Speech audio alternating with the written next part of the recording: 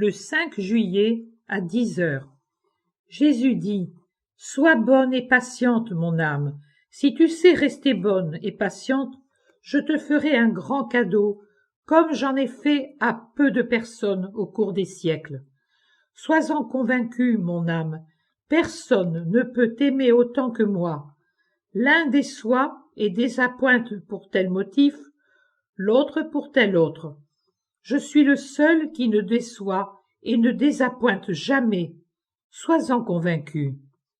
Les petites affections et les petites consolations peuvent être utiles aux petites âmes, mais quand l'une d'elles a été choisie par Dieu, ce qui ne tient pas à son mérite personnel, mais à un don gratuit de celui qui la veut, elle cesse d'être une petite âme.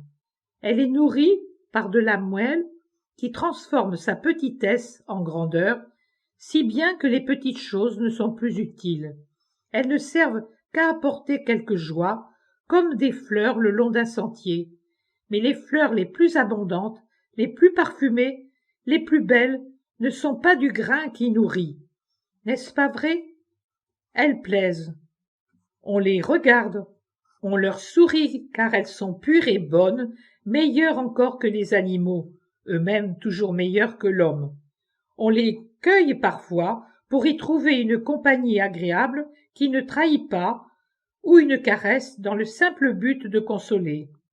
On les sent pour oublier les puanteurs qui proviennent des concupiscences humaines, des égoïsmes, des mensonges. Nul n'aime autant les fleurs que ceux qui sont bons, mais malheureux est ceux qui sont appelés à une destinée transcendante. On peut lire en effet dans les fleurs des paroles de bonté de Dieu, et c'est précisément en elles qu'on peut trouver la bonté qu'on ne voit pas ailleurs, la compagnie qui console sans intention autre, le parfum qui rappelle l'atmosphère des cieux. Néanmoins, on ne pourrait pas vivre de fleurs, il faut du pain.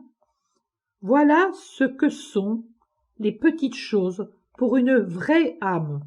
Ce sont les fleurs. Certes, elles sont entrelacées de nombreuses épines, mais qu'y faire? Elles naissent sur les sentiers de la terre, là où l'homme passe en les souillant de sa trace charnelle, là aussi où Lucifer dépose ses semences de haine. Elles sont bien différentes des fleurs de mes sentiers à moi. Ce sont mes larmes et celles de Marie qui les ont fait naître. Ce sont mon sang et celui de mes corédempteurs, entre autres le tien, âme victime, qui les ont fécondés. Ces fleurs sont éternelles. On les atteint en passant par un rempart d'épines, le monde. Mais ensuite, oh ensuite, quelle paix! Moi qui aime, je cueille une de mes fleurs de temps en temps, et je vous l'apporte au-delà de ce rempart d'épines, car je ne veux pas vous voir pleurer sans que vous n'obteniez de moi quelque réconfort, moi qui sais ce que signifie la douleur d'être rédempteur et mal aimé. Sois-en donc convaincu, mon âme, tu n'es plus une femme, tu es la mienne, tu n'es plus servante comme tu le dis de toi-même, tu n'es plus esclave comme tu le professes, mais épouse.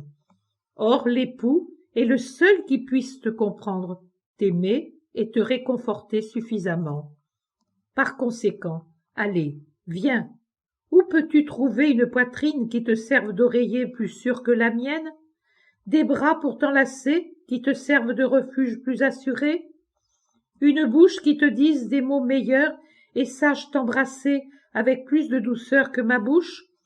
Un cœur qui sache battre au rythme du tien, souffrir si tu souffres, se réjouir si tu te réjouis, comme le fait le mien? Viens donc, ici, c'est d'ici que proviennent les doux tourments qui te blessent pour laisser en toi mon empreinte de crucifié, comme les doux torrents de feu qui te consument pour te porter au ciel toute pure. C'est également d'ici que proviennent, et c'est juste, les doux flots d'amour qui te submergent dans une douceur qui soigne toutes les fortes blessures des hommes. Pas les miennes. Les miennes ne sont pas guéries. ce serait détruire le plus beau don qu'une âme puisse recevoir. Mais dis-moi, qu'est la douleur d'une blessure qui vient de moi? Une souffrance à rendre fou? Non, c'est une souffrance qui augmente l'intelligence et la force. Seules les blessures humaines font réellement mal, car leur dard est couvert du venin de la haine. Mes dards à moi sont trempés du miel de l'amour et divinisent par leurs blessures. Que ma paix soit dans ta souffrance.